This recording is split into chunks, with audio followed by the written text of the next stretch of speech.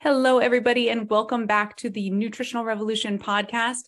We have a superstar creatine researcher on the podcast for you guys today. We have Dr. Darren Candow. He has produced 87 peer-reviewed publications in high-quality journals with a prominent focus on creatine and resistance exercise. Darren is the professor and director of the Aging Muscle and Bone Health Lab in the Faculty of Kinesiology and Health Studies at the University of Regina, Canada.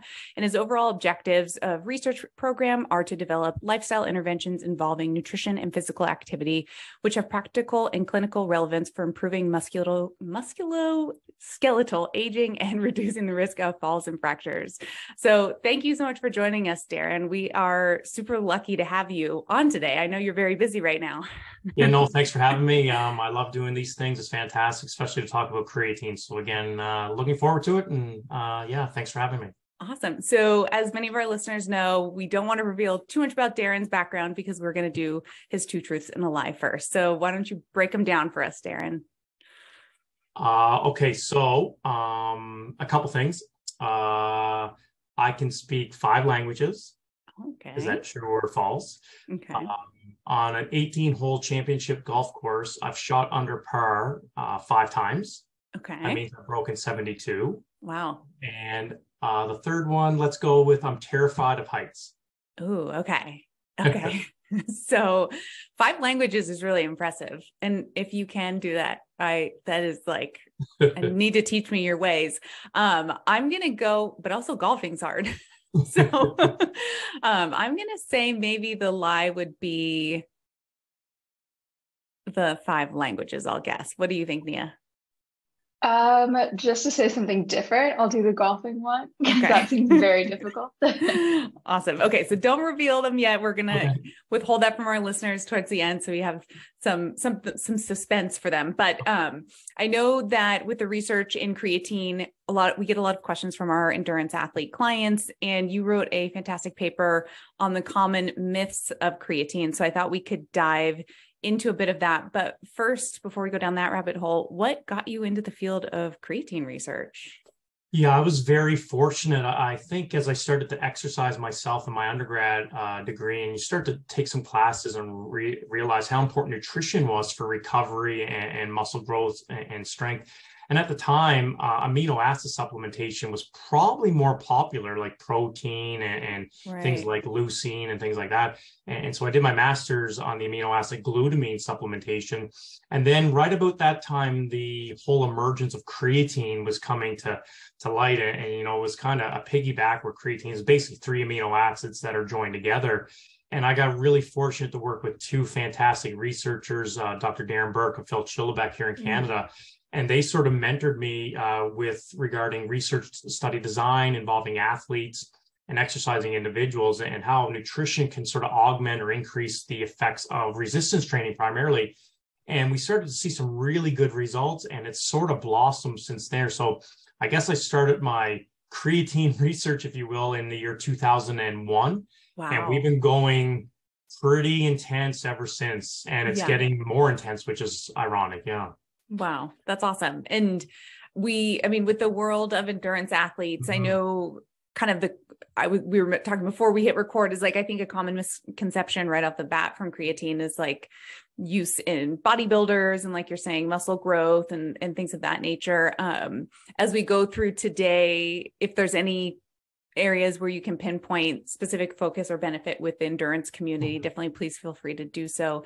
But what would you say is the kind of most common myth or question you get asked that is a myth regarding creatine? Yeah, and we'll definitely talk about endurance athletes and how that it was a stigma, but definitely by far, and I don't know if the viewers can see me, but the biggest question we get is creatine causes baldness, and I'm follically challenged, so I guess I'm like not one of the best people to talk about it, but I was losing my hair actually before I started to take creatine. Wow. So it's the biggest myth, and I say this for a couple of reasons. There's only been one scientific study performed in rugby players, and these young, healthy males consume 20 grams a day of creatine, which is also referred to as the loading phase, for 7 days, and then they measured a hormone called DHT, which is a precursor for testosterone, which is a precursor for hair thinning and follicle death, so to speak.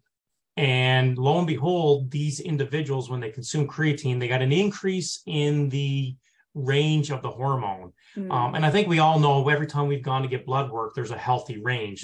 There's variability in all of us. Right. And yes, the concentration of the hormone did go up, but it was well within the normal parameters or the range. And the big thing with the study is that not once did they measure hair cross-sectional area or hair thinning. Oh. But a lot of people have read that study, especially males, and said, oh, I can't take creatine because I'm going to go bald. And so I argue that there's no scientific evidence on the planet that creatine causes baldness. And secondly, I've probably assessed over 1,000 individuals, and not a single individual has ever come to me and say, hey, Darren, I don't know what you're giving me because it's double blind, but my hair is thinning or falling out. And participants are fantastic. They will be very honest. Yeah. So I argue that there's no scientific evidence on the planet suggesting that creatine causes hair thinning or baldness, but it's by far the number one myth or concern regarding creatine supplementation.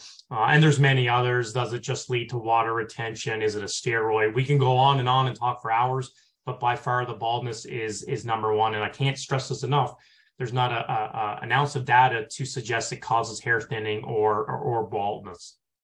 I'm sure that for our male listeners, that's hopefully a relief, right, with the creatine. You mentioned the water retention piece. Can you tell us kind of the maybe stories behind that? And is that something that's going to happen? Is that a myth? Does it happen to everybody or some individuals? And I think this is an important part to really focus on for a few minutes. So creatine is osmotic. That means it likes to sort of grab a hold of water. And when you consume it in your bloodstream, it'll take some water from your blood, go into your muscle primarily. And as you add water in the muscle, it will swell. So a lot of people say, hey, I took a high dose of creatine. I noticed I gained a few pounds or a kilogram in the first 4 or 5 days on the scale. And I say, actually, that's a really good thing. That shows me you're a responder to creatine. And secondly, when you put more water into the muscle, you hydrate the environment of the muscle. And not only does that decrease cramping, so there's another big miss, it actually decreases cramping. The other big thing is when you swell the environment of your muscle, that starts to stimulate all the magic. So some of your viewers have probably heard of things called satellite cells or proteins involved in muscle protein synthesis. All of those get stimulated. So one of the biggest results from creatine supplementation is a lot of people get bigger, stronger, faster. Now, excessive water retention primarily only occurs during the loading phase. And so we don't typically recommend that in our clinical trials.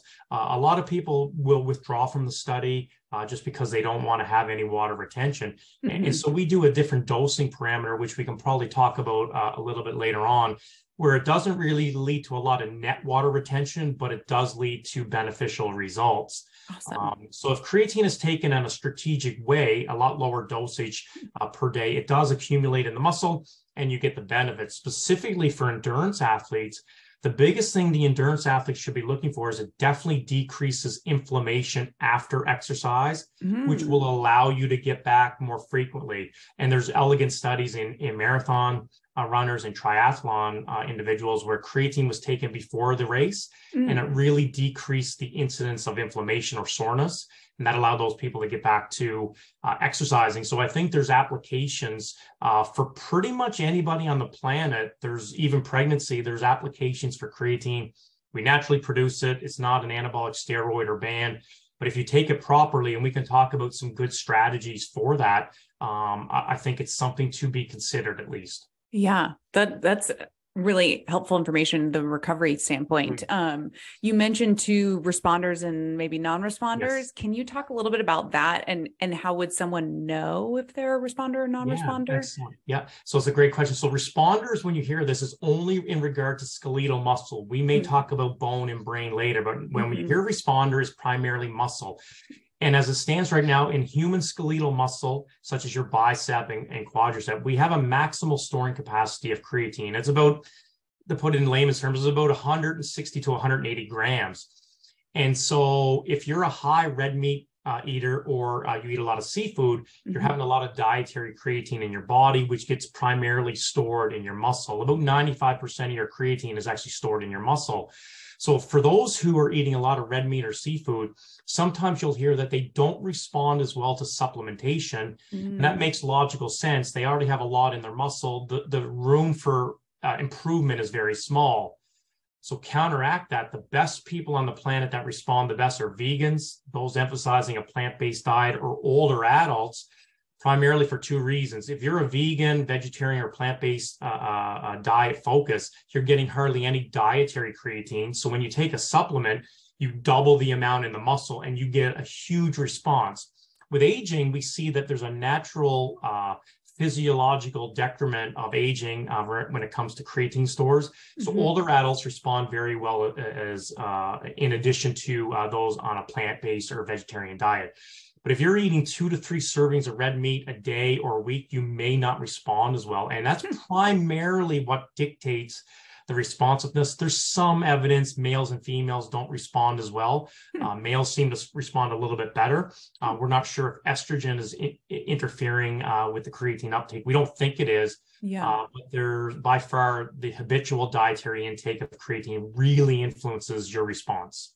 That's fascinating. Very fascinating. So talking about plant-based benefiting, obviously, because there's less coming in from their diet, if a plant-based individual is wanting to supplement, can they get creatine? Well, I should say, can they get creatine from a plant-based source?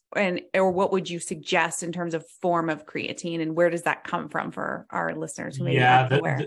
There's such trace amounts in certain plants, it's near impossible. So the minimum dose that's required in addition to what you're naturally synthesizing in your liver and kidneys is probably about 2 to 3 grams a day, or 2,000 or 3,000 milligrams. So to get that through plant-based sources is probably impossible. And that's why a lot of people that are on a vegetarian or plant-based diet will switch to a commercially manufactured creatine product. The nice thing is, I think almost the entirety of creatine supplements, and again, we're only talking about monohydrate. We should probably clarify why that is later. They're all plant or vegan based as well. So that is good for those vegans and vegetarians. But if you're trying to get the minimum dose, about 2 to 3 grams per day, you would probably have to rely on supplementation. And then, of course, if you are eating red meat or seafood, 1 or 2 servings a day or during the week will help augment that. This is kind of a supplement like caffeine, where you might have to take an exogenous source to get the dose required. Again, that's primarily just for muscle. You need a lot more creatine from an absolute dosage to improve brain health as well as bone health. Okay. And you mentioned there the form is monohydrate, and we can specify if this will change, but throughout the rest of our discussion today, do you think the primary focus would be, when we're talking about creatine, we're referring to creatine monohydrate with regards to the literature discussions? Or for anybody listening, please, if you take anything away from this today, only choose or be interested in monohydrate. All the marketing gimmicks out there have never been proven scientifically to be safe and or effective as monohydrate. So if you're considering creatine supplementation, please make sure it's monohydrate. And the reason being, monohydrate molecule is identical to what's released from your liver in the human body. So that's why it works so effectively. Awesome.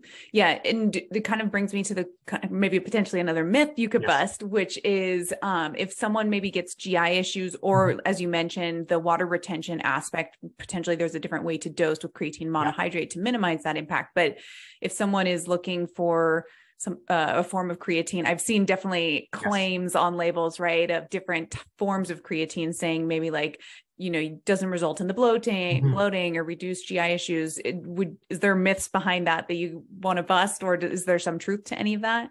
Yeah, there's all kinds of different forms of creatine, but at the end of the day, if it's bioavailable and it will get in your blood and then into your demanding tissues, then it is a form of creatine. And there's other marketing where they'll take it in a capsule form or combine it with other ingredients. But one of the most effective ways to reduce the chance of water retention is just to start with a very low dose on a daily basis. So for example, unless you're an athlete or someone looking to get a rapid boost from creatine, the loading phase may not be required. And again, the loading phase is 20 grams a day for about 5 to 7 days. We only produce about 2 to 3 grams in our body. So taking 10 times as much is going to potentially have an adverse effect. You can start with as little as 3 to 5 grams per day. It'll be effective. It takes about a month to accumulate in your muscles, and that seems to not result in hardly any water retention whatsoever. So it really comes down to the goal of the individual. If you're taking it for overall health and longevity benefits, I see no reason why as little as 3 to 5 grams a day. You can combine that with food. That should result in hardly any water retention, but still be effective. If you're a high performance athlete and you have a world championship coming up in 2 weeks, you can load with creatine. The only side effect will be potentially water retention. So when we talk about endurance athletes, one of the biggest issues is you don't want to put on mass if you're running or swimming a long duration. So for the endurance athletes, I strongly suggest to consider the lower dose, take it on a daily basis. You do not need the cycle creatine. We've given postmenopausal females creatine high dose for 2 straight years, no adverse effects. Awesome. It's almost like a Flintstone vitamin. You can take a small amount, put it in your Greek yogurt, whichever it is. Yeah. Take it, 1 or 2 times a day, and it's just that easy. And so there comes a strategy of what the person is trying to achieve. Yeah. Okay. That kind of brings me to actually one of our listener submitted questions. I know we will keep jumping probably back and around based off what we start talking about, but one of our listeners, an endurance athlete, asked, since creatine can lead to higher water retention, should I plan to cycle off of it leading up to an endurance-based race? And if so, how long before my race should I stop using it? Yeah, you actually want to do the opposite. So this is important. A big myth was that creatine dehydrates the muscle, which would hinder endurance performance. It's the opposite. It super hydrates the muscle, so therefore you're going to receive less cramping. You're going to be more of a hydrated effect. If you do it in a smaller dose, you're not going to get that bloating potential. So again, for that answer, I think 3 to 5 grams a day. You're drinking water and you're having fruit and vegetables, things like that. You're getting a lot of endogenous water intake as well. That should give you a benefit, not a hindrance. Okay, awesome. I think that's an excellent answer. And so if that person, if they were doing, for example, say they were doing 5 grams a day, would it benefit them or maybe mentally make them feel a bit better if they dropped to like 3 grams a day, but held it consistently, do you think? Or yeah, in this case, what I usually recommend to people who may be a little cautious or nervous or first time taking it, I say take 3 grams a day for the first 7 days, see how you respond, then increase it up to 5. And then if you're happy with 5, take that daily until you're blue in the face. Again, if you want to talk about bone and brain health, we need to really scale it up. Yeah. But from a muscle performance, 3 to 5 grams a day is a perfect way to do it. And I usually do recommend 3 grams a day for the first 7 days. See how you're feeling. If you have no GI tract irritation, no issues, then you can increase it and take it from there. Awesome. And do you recommend consuming like a capsule versus a powder version? Any change in absorption there, bioavailability? Not really, as long as it's 100% bioavailable, which creatine is, but I love and really promote the powder.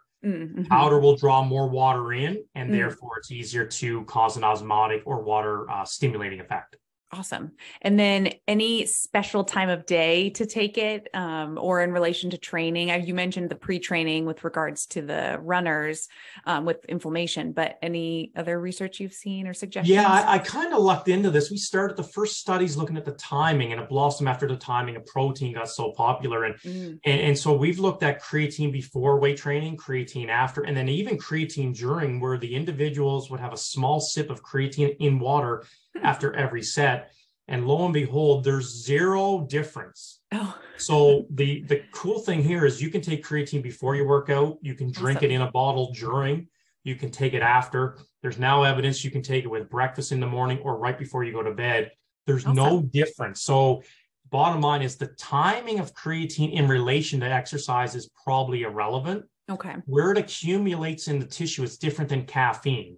So caffeine seems to be the pre-exercise holy grail, so to speak. But you can take creatine all throughout the day. It will accumulate in the muscle. and we're not seeing any difference between creatine before or after, I think it's logical if you had to pick the one time. I think post-exercise is probably the smartest way to go for one reason. It helps refuel the creatine that you've oxidized or metabolized during the workout, and it helps stimulate you to get post-exercise nutrition in anyway.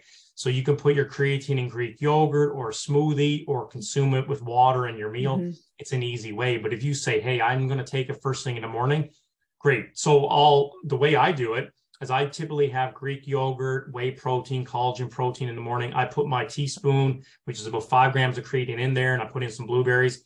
Then I take 5 grams of creatine after I work out with some type of supper or things like that. So I personally take 10 grams a day. But I'm looking at it from a whole body perspective. We can talk about why that is. You may not want to add it to caffeine or coffee, and we can talk why that is. Yeah. If you just are taking it from an acute exercise performance, there's probably no interference effect. There's some evidence to suggest that chronic consumption of creatine in coffee or combined with caffeine, they seem to have some interference effect. So if you're a high coffee consumer like I am and you love creatine, I always take coffee before and creatine after, and they don't seem to negate the effects of those. Awesome.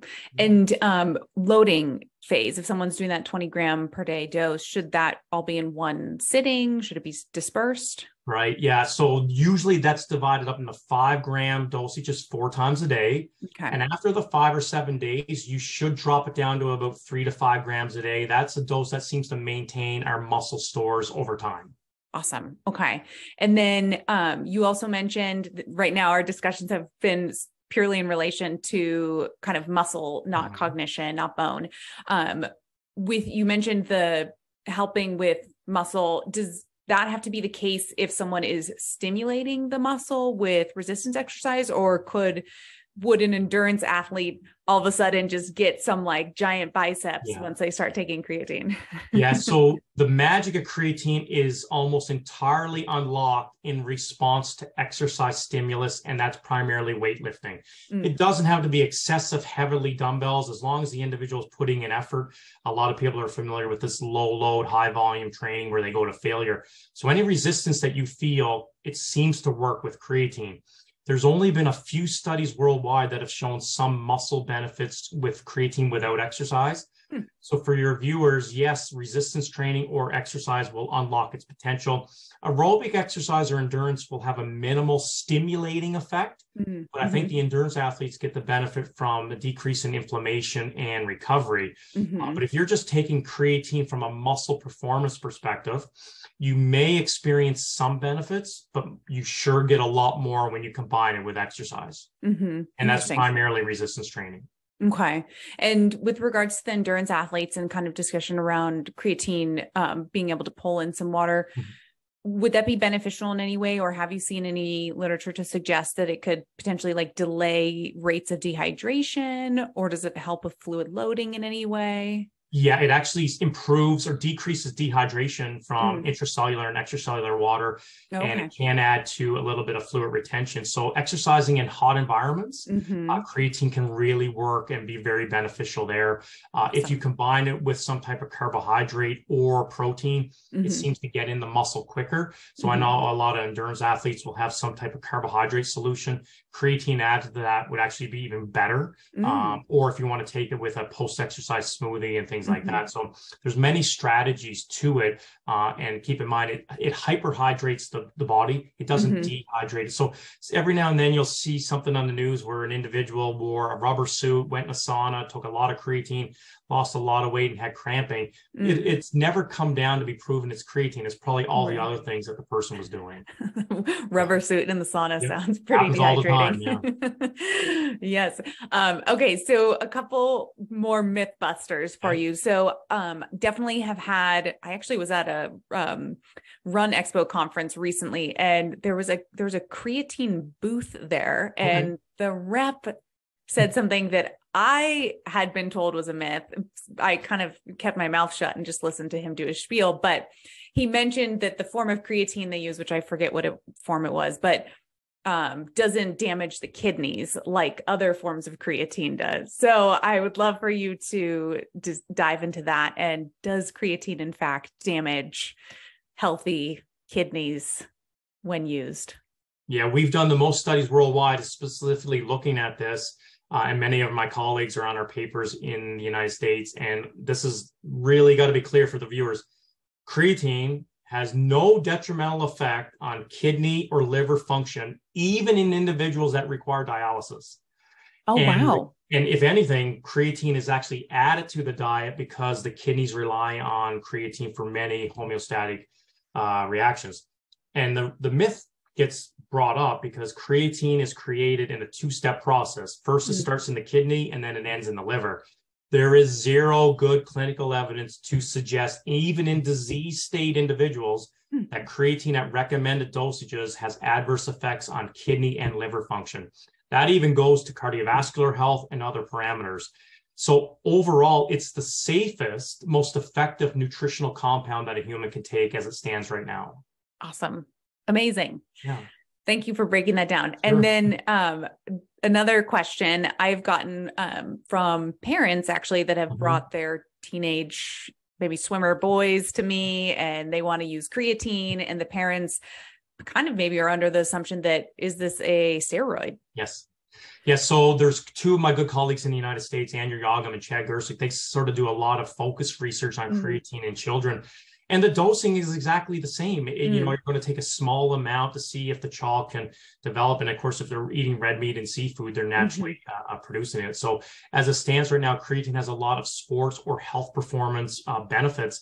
They haven't done a lot of blood or kidney biomarkers to see if there's any internal adverse effects. But as it stands right now, no adverse effects. If anything, it is positive. But again, when you're getting into children, a lot of research is limited.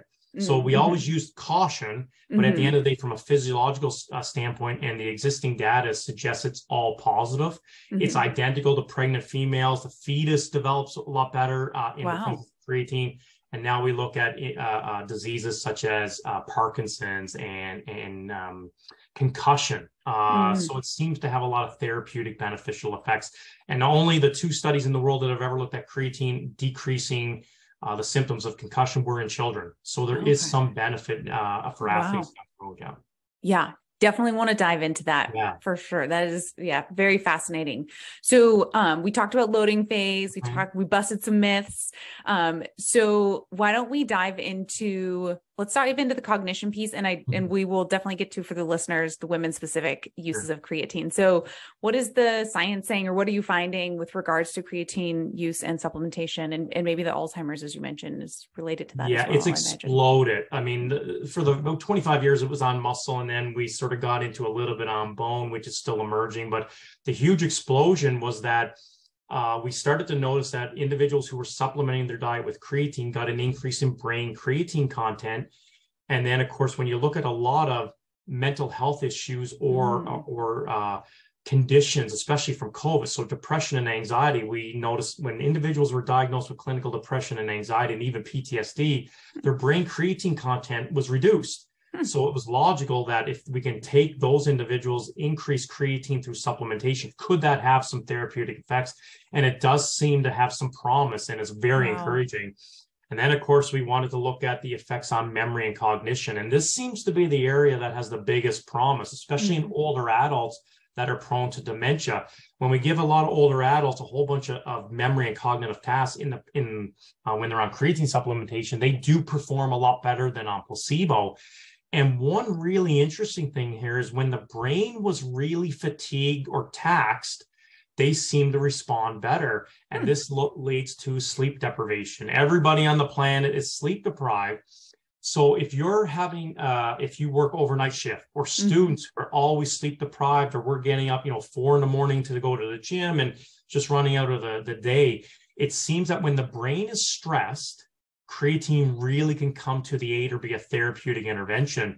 So as an academic, I'm really running on lack of sleep most of the times. I've doubled my creatine intake, and I noticed that it does, and it could be just, a placebo effect because I'm taking it, but I have noticed a lot better functionality, more endurance or more energy exercising, and more clarity. Amazing. So there comes times, especially during sleep deprivation or metabolic stress, where creatine can have a role. And of course, it's having some promise for neurological conditions. So the area that seems to have the biggest improvement is young boys with muscular dystrophy. Creatine really seems to improve their overall way of life. Wow. It has some effects in Parkinson's or other neurological conditions. But in those studies, we need a lot more clinical individuals to make some consensus results. And then finally, mild traumatic brain injury and concussion. So this is taken off, obviously, not just from the National Football League, but for all contact sports. And there's been 2 studies really well controlled in children. When the children unfortunately suffered a head trauma, they were immediately randomized to a creatine or placebo group, and they were measured for up to 6 months and a year later. And the children who had a concussion but were taking creatine really improved their overall speech, cognition, self-care, and way of life. So the theory here is that if you suffer a concussion, although it's limited to 2 studies, creatine seems to decrease the negative effects. So this has huge applications for anybody, or especially children playing contact sport, or anybody involved in contact sport. And of course, every week you see in the National Football League or something like that. So could it be an anti-concussion or speed up the symptoms? We just don't know. But it is an emerging area. And I'm actually speaking on this in Paris in July on the beneficial effects on brain health for a lot of contact sport and athletes. And I think the neck up, I call it, has really taken over. We used to be concerned with our bicep and tricep, but I think everybody would agree the head is a lot more important. And if we can improve mental health, I look at the negative effects of COVID. We don't know how bad the issues will be, and I'm sure data will come out. But could some individuals have taken creatine during COVID and maybe improve their outlook or antidepressive symptoms? We don't know. But that's the area I see creatine moving in for the next 20 or 30 years potentially. Interesting. Yeah, very fascinating. So with regards to the concussion, was the research, were they getting them on, and would you suggest potentially to get on creatine like ASAP with that? As soon as possible. It takes a while. The brain is unlike muscle. So our muscle does not make creatine, whereas the brain does. And the brain is very tricky. It has this blood-brain barrier that prevents a lot of foreign particles and antigens getting in to cause disease. And since it produces its own creatine, and it doesn't like to let creatine in, it takes a lot longer supplementation regimen to accumulate significant brain levels. So when we talked about the 3 to 5 grams a day for the muscle, we think it almost needs to be doubled or tripled to get into the brain on a regular amount. So if that individual is highly metabolically stressed, sleep deprivation, you may want to be looking at a much higher dosage of creatine, or combine that with more red meat and seafood. But overall, it seems about 10 grams a day of creatine on a daily basis for multiple weeks seems to be the generally recommended dosage for brain health. And that's pretty close to what we recommend for bone health. So again, I'm one of the few that will say, hey, I think it's outdated that we just say 3 to 5 grams a day. If you're only looking at your bicep, that's great. But I look at creatine now from a whole body perspective, and I think more is better in this case within a certain limit. Okay. So 3 to 5 for muscle, and then maybe double, triple that for cognition, brain. I think a safe range is if you're looking between 8 to 10 grams a day, that is a whole body recommended amount. That'll serve muscle, bone. Bone seems to be about 8 to 10 grams a day as well. And then about 8 to 10 grams a day on a consistent basis for brain. The best studies for brain health show 20 grams a day and then a maintenance phase. But the brain is resistant to it. And they're coming up with strategies to try to get creatine across this blood-brain barrier quicker. And this is interesting. That creatine can be taken without exercise, and it seems to get in the brain eventually. So this is where it's different than muscle. You can now take creatine from a health perspective, not just for bigger biceps, things like that, and it will accumulate into the brain tissue independent of exercise. We do think exercise will help get it in there quicker. You can actually take it independent of regular exercise, but activities of daily living will help that as well. Awesome. Wow. Yeah, that's really great. I got my 66-year-old dad on creatine. So for many reasons, but now I'm wondering if I should have him double his dose. That'll be our next If you see conversation. some benefits, and especially as we get older, Yeah. you get probably better overall body benefits with a higher dosage. So Yeah.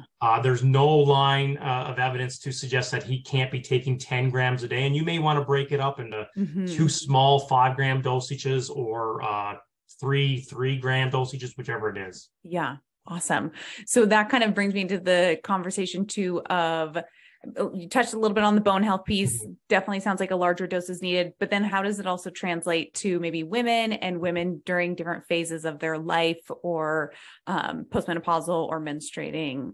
Tell us a little bit about the research there. So during pregnancy, the dosage would be roughly the same. You can do a low dose, which is recommended, and that'll help accumulate and cause an increase in energy status for not only fetal development, but also for the female. Okay. And then as they get older, into probably the adolescent years and even into adulthood, the dosage really stays the same. Now, the huge issue we have right now is a limited amount of data on young females, and I would say that's 18 to maybe 25. Most of those studies are in young, healthy males. Females with the menstrual cycle is different, and the menstrual cycle can influence creatine homeostasis. But I think the dosage would be the same as well. It could be 3 to 5 grams a day, or what we use is a relative dosage. So we base it on the body weight of the individual. And so we give 0.1 gram of creatine per kilogram. Okay. So if you're 70 kilograms, you get 7 grams a day. If I'm 100 kilograms, I get 10 grams a day. And that seems to be a very effective way from progressive nature to a safety perspective as well. Awesome. The biggest population regarding females that we see the best benefits is postmenopausal females. That means they've been 12 months since their last menstrual cycle, and we're now having a study coming out very soon, but we see that resistance training and creatine using that 0.1 gram per kilogram, on average about 8 to 9 grams per day, taken every day, including the days they don't work out, really had a beneficial effect on increasing bone health parameters. It decreased bone mineral density loss and increased bone strength. So the argument is, could the female withstand a fall or potentially decrease the risk of fracture because the bone got stronger? We haven't had a long-term data to support that yet, but the skeleton did seem to get better. And we've now seen this in males and females. So if you're 50 and above, creatine and resistance training is something to at least consider. It seems to have some really beneficial effects over time. Awesome. That's amazing. And kind of with that 0.1 gram per kilo dose, do you suggest that if it is 10 grams per day split, or does it matter if it's all in one dose? It doesn't matter. We typically in the lab will do it in one dosage or split it up into two, but it's your own convenience. So again, some people say, hey, I like to take it with yogurt or cereal. Just put it in there with your milk or whichever it is, and you don't have to worry about it. But if you say, I forgot, and it's easy to take all 10 grams at once, no problem. Awesome.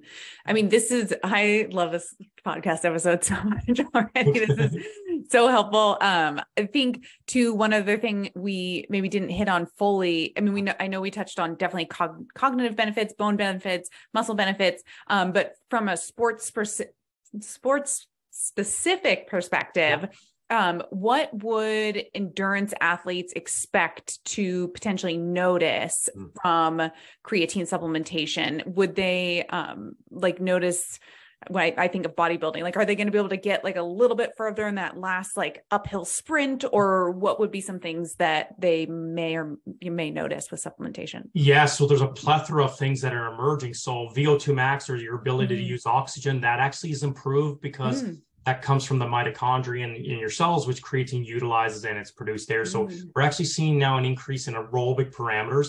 You also get a huge increase in anaerobic performance. So on a cycle or treadmill sprinting, or increasing the long duration to fatigue. So exercise time to fatigue goes up.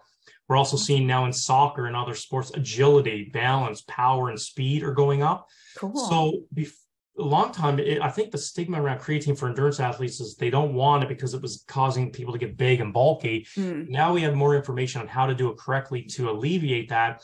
And sure enough, not only is it increasing recovery and decreasing inflammation, but it's sure increasing sport-related skills and performance. And there's many papers out there showing a variety of sports that it seems to have a role. And we're actually doing a study right now on golf. creatine exiting speed, golf parameters, or the rate of velocity, even in the later holes, and that could have application. So it's hard to find a sport or a person on the planet where creatine would not be advantageous. We've even done papers now for mixed martial arts on recovery and training and maintaining that energy. Wow. And so I can't find a person on the planet that creatine at least would not have some application for. Yeah. But again, they need to do their homework, make sure you're taking a recommended dosage. Please stick to monohydrate. Do you need supplementation? No, you can get creatine through red meat or seafood, but with the high cost of food nowadays, ethical use of animals, if you're a vegetarian, plant-based individual. So there's some issues that do come into play. Supplementation is very effective. But the other thing you want to look for, not just monohydrate, but please, if you're considering a commercially manufactured product, it's safe. So you want to make sure that there is some logo on the front, certified safe or tested by a third party, that it contains just creatine monohydrate. Yes. Yes. I was going to ask you if you had any specific brand recommendations as well, because we can link those in the show notes for our listeners. I know in the States, we recommend a lot of like Thorne creatine monohydrate, and I think Clean Athlete is certified as well by a third party. So we can link those in the listeners. Do you have any other brands you recommend that are? Well, I'm on the advisory board of Alzchem, who makes Creapure. So that's the world leader in monohydrate. So I don't purposely recommend any brand. I just recommend creatine monohydrate, and you can easily find that in a variety of well-reputed companies. But if you're not sure about the company and it sounds too good to be true, chances are it is. So again, you want to just stick to the basics. Yeah. You mentioned too, it makes me think kind of my like teenage boy athletes that go into like GNC and they see like, I don't know if I think this is a brand name, and if it's not, I apologize, but like Caged Muscle, and it's like raw, and there's like cool branding, and it's mixed with like beta alanine and all this stuff.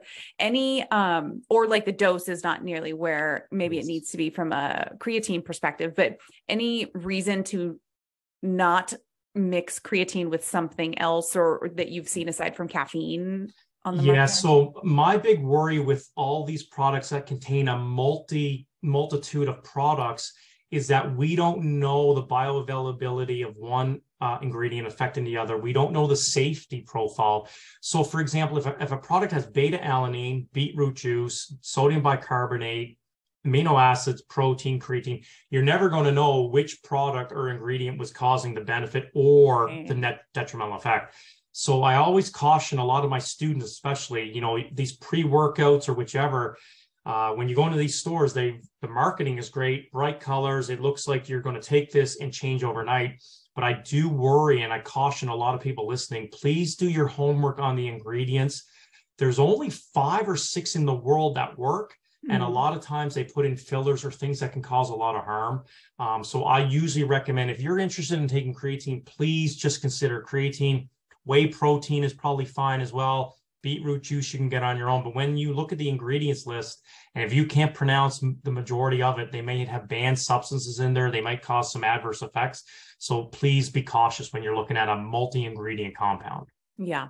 Excellent. Yeah. I think that's definitely needs to be said, because there's so many products out there that I think just like have the quote unquote proprietary blends, and they just throw a bunch of hot topic items in there. But if the ingredients are simple and they've all been shown to work, more than likely they're going to be synergistic and have an effect. But if there's a lot of ingredients in there that have never been shown from an evidence-based research perspective to work, such as a lot of things in fat burners now, there's no fat burner on the planet that actually works because they've taken the ephedra out.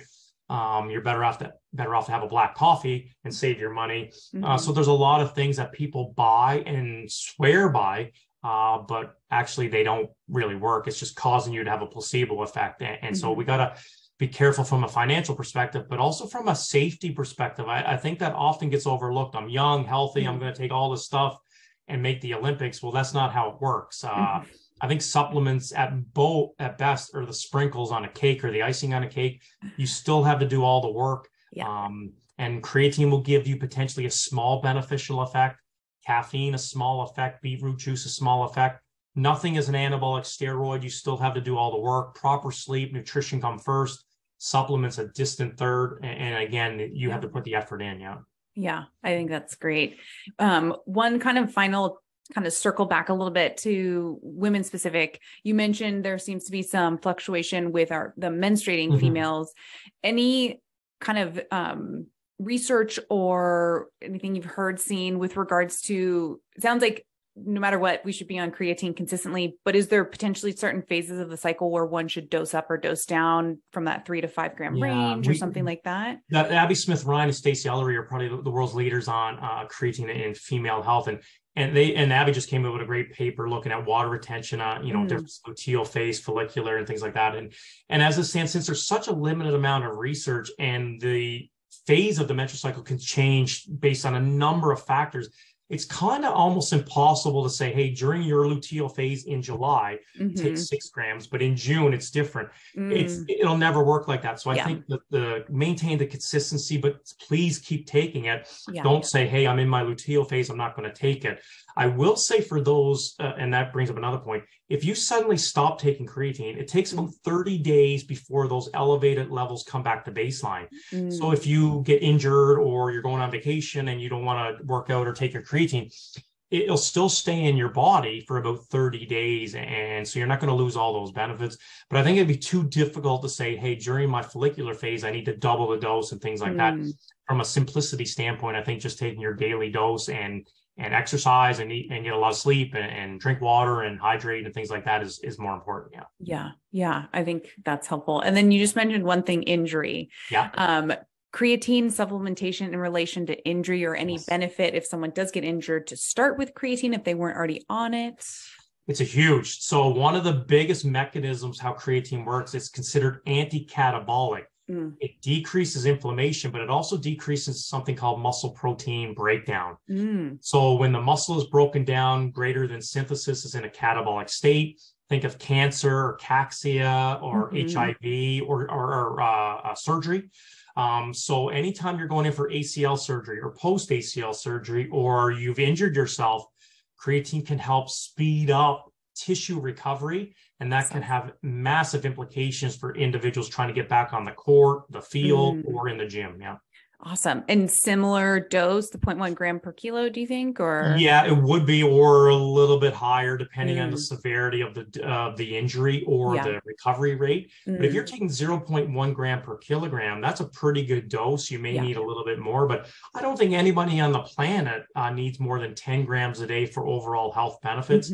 Some of the largest bodybuilders could probably take 15 grams a day, no problem. But I think the loading phase needs to be concentrated maybe for that little rapid boost and move on to a maintenance phase. But again, I take 10 grams a day. I've been doing that for almost a decade, no adverse effects. I'll probably increase it once I get over the age of 50. Probably losing my mind now as it is, but it could help somehow. But until a study comes out says that's bad for you, I'm not seeing any evidence. And I kind of look a lot at all the evidence that's showing that in this case, a little bit more is probably better. Awesome. This episode has been amazing. I'm so happy we got you on here.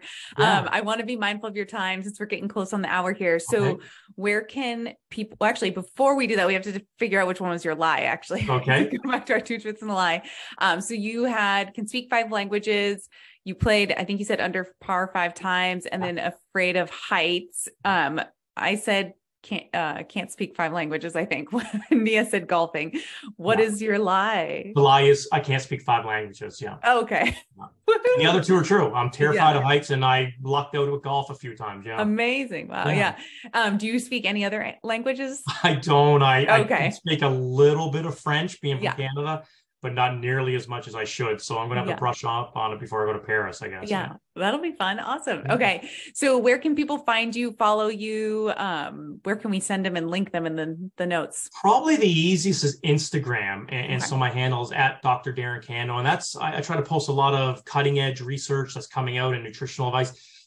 Twitter is kind of more for the mainstream academics. But I think overall, Instagram is probably the best to follow me. And I try to post a lot of things, especially on our new data coming out So happy to have more followers. Yeah. Awesome. Yeah. And I can vouch for Darren's Instagram. He posts and you repost to a lot of great other researchers articles as well. So definitely clicking the PubMed links and a lot of those as of late. So thank you so much, Darren, for joining us. This has been wonderful, a wealth of information. We feel super lucky to have you on. So thank you again for your time. Well, thanks for having me on. It was great. Loved it. Awesome.